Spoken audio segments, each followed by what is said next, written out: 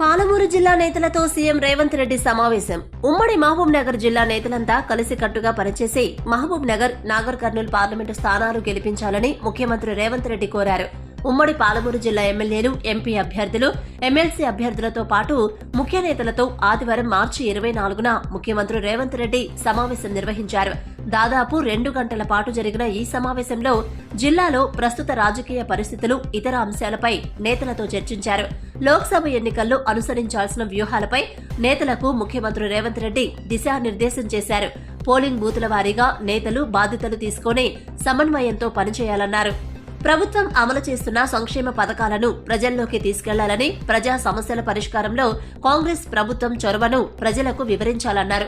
100 రోజుల ప్రజా పాలనలో కాంగ్రెస్ అమలు చేసిన గ్యారంటీలను ప్రజలకు తెలియజేయాలన్నారు. నేతలంతా సమన్వయంతో పనిచేసే ఉమ్మడి జిల్లాలో 2 పార్లమెంటు స్థానాలతో పాటు ఎమ్మెల్సీని గెలిపించుకోవాలన్నారు సీఎం. ఈ సమావేశంలో ఉమ్మడి మహబూబ్ నగర్ జిల్లాకు చెందిన ఎమ్మెల్యేలు, మాజీ ఎమ్మెల్యేలు, ఎంపీ అభ్యర్థులు, జిల్లా పరిషత్ చైర్పర్సన్లు, ఇతర ముఖ్య నేతలు పాల్గొన్నారు.